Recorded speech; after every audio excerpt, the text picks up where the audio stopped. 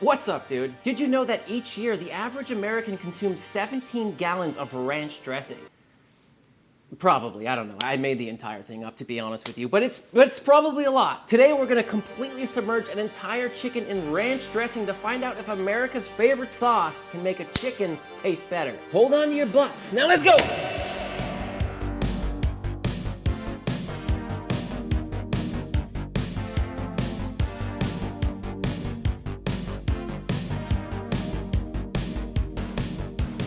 To start the video off, for the love of God, please stop buying bottled ranch. Just don't buy it. It literally sucks. Any good old American supermarket is gonna have this powdered buttermilk ranch dressing recipe. This is the one I always buy. Literally all you do is mix it with buttermilk and mayonnaise and you have something that is literally 20 times better than store-bought ranch. That stuff is just, it's garbage. No, next is actually the good stuff. I'm not gonna throw it. The packet literally says just to mix it with 1 cup of mayonnaise and 1 cup of buttermilk. 1 cup of buttermilk? Although I'm doing 2 packs, so I'm doing 2 cups of mayo and 2 cups of buttermilk. In Holland, where I used to live, they love drinking buttermilk. What do they call it? I forget what they call it in Holland, but they drink it there.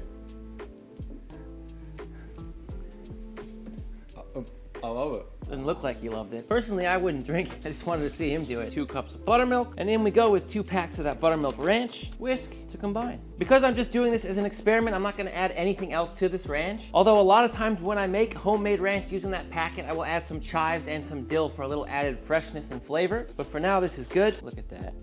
It just tastes delicious. I don't even know what bottled ranch tastes like anymore, but I know it doesn't taste like that. You ever go to a pizza place and they serve you frickin' bottled ranch with your pizza? Get out of there, man. For the chicken, I'm gonna start by removing this spine with these kitchen shears. Do love these OXO kitchen shears. I'll put a link down in the description. Simply just slice down. And I almost always save the spine for some kind of stock. Let's dry out this cavity a little bit. Now we'll flip it over. Yeah, some lumbar sacrum issues. Getting a lot of those these days. Came to the right place, bud.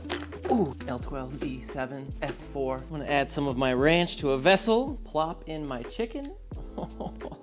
And then we're just gonna absolutely cover it with the rest of this ranch. Oh my God, this is insane. When I was planning this video, I thought, why not just mix buttermilk with the ranch packet and leave the mayo out, which you could probably do, although I really wanted to put it to the test with the actual recipe for ranch. So this is how we do it. And now I'm gonna put it in the fridge and I'm gonna let it brine for 24 hours. I don't know if it's brining or marinating or just sitting in ranch or what it's doing, but it's gonna do something. 24 hours later, and here we are, ranch chicken. It smells good, actually. It smells like ranch, and as you can see, the ranch has really thickened up on that chicken. All right, my friends, I really hope this is gonna be good. It's gonna be good. How could it not? The first thing I need to do with this chicken is definitely rinse it off, because if I don't and all that wet ranch is sitting on it, it's just never gonna get brown and golden and delicious. Before we finish cooking this ranch chicken, let me introduce you to today's sponsor, Catalina Crunch. Catalina Crunch knows every day can be a little bit hectic, so they created some pairings that can save you time while adding more taste and nutrition to your breakfast and snacks. And today we're talking about the Catalina Crunch pairings, which are their newest cereal product. Catalina Crunch pairings provides a satisfying, better-for-you cereal combined with flavorful mix-ins, creating a dynamic duo you can't get enough of. What they did is mix their high-fiber, keto-friendly cereal with blueberries and almonds. The first flavor is a Catalina Crunch Honey Nut cereal with whole almond. It's got a really nice balance with the right amount of sweetness and crunchiness, and it's very generously loaded with whole almonds for added flavor and nutrition. And it's got this nice subtle sweetness of honey paired with rich, nutty flavors of almonds that creates a really delicious and satisfying breakfast experience. The next flavor is a blueberry muffin cereal with whole blueberries. And this is my personal favorite because I really am a sucker for anything blueberry related. And it's also generously loaded with whole blueberries, providing bursts of sweet and juicy flavors in every single bite. It's also really nicely balanced with a hint of natural sweetness and a crunch that will keep you coming back again and again. And their products are really great if you're trying to satisfy your sweet tooth without all the additional artificial ingredients and sweeteners. They're packed with plant fiber and protein from really clean ingredients, so Catalina is sure to leave you feeling energized and satisfied without having a terrible sugar crash. If you want to try out the brand new pairings, click the link down in the description and use code DUDE to try it out and get 15% off plus free shipping on Catalina Crunch site-wide and an even bigger discount if you subscribe. Now let's go finish our experiment.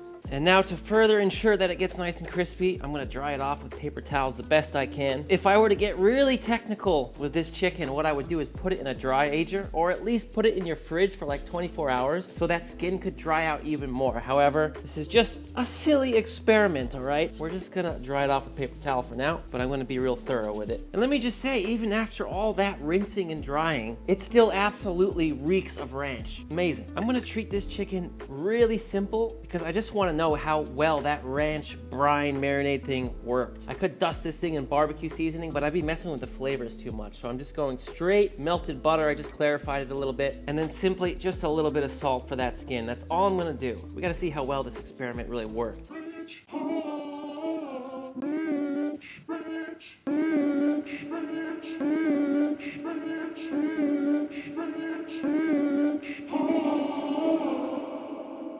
If you want, you could just roast this chicken in the oven 400 degrees for about 45 minutes. However, one of my favorite ways to cook a chicken is out on the smoker, so that's what I'm gonna do today. I'll use my handy dandy flamethrower to start a fire with lump charcoal before adding a little bit of cherry wood later on. I'll let that all cook down for a while so I'm getting some really nice clean smoke, and then I highly suggest cooking chicken hot and fast between 325 and 350 degrees Fahrenheit. This will ensure the skin gets nice and melty and crispy and delicious. If you smoke chicken at too low of a temperature, that skin tends to get tough and rubbery. The cook time was about 55 minutes, and all I did was rotate this chicken halfway through cooking and brush it with a little bit more of that clarified butter. If you're interested in my grilling setup with the flame gun and that grill/smoker, I will put links for both those items down in the description. And here we are, 55 minutes later, our chicken is done. And I'm actually really happy with the way that skin browned. I still get that ranch smell combined with the smoke flavor, and it smells really good. The last thing we need to do is let this rest for 15 minutes so we make sure all those juices stay inside the bird. And on one of my last chicken videos, somebody commented asking if it's really hot still after 15 minutes of resting. And you would be surprised, yes, this thing is still gonna be pretty warm even after like 25 minutes. A good rule of thumb is if you cut into your meat and there's steam coming out, you haven't rested it long enough, so keep an eye on that. My friends, I'm really excited to present to you a gem that I poured my heart and soul into for the last year. Master in the Making is an ebook that contains 55 carefully selected winning recipes that I can guarantee you're gonna love. And I truly believe this book is the perfect handbook for any serious home cook that's looking to improve their skills and boost their confidence in the kitchen. The link will be in the description underneath this video if you want to check it out. It's nicely rested. Let's finally give this a try. I can't wait to see how it is. Marcus, come on down, dude.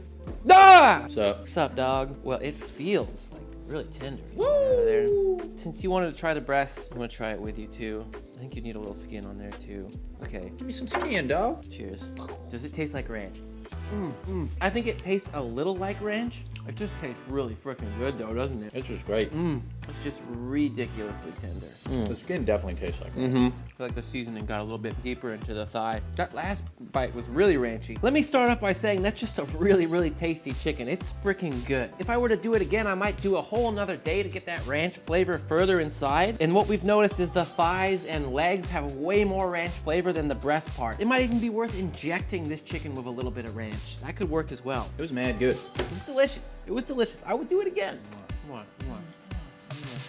The recipe as well as links to a lot of my favorite tools and equipment will be down in the description underneath this video. We also have some very sweet merch now available for purchase. And obviously, as I said earlier, you can get the new cookbook to have an incredible resource at your fingertips. And if you want to keep learning today, here are 2 more awesome chicken recipes to my left and right. I thank you for spending some time with me, and until next time, you know I love you and I'm out!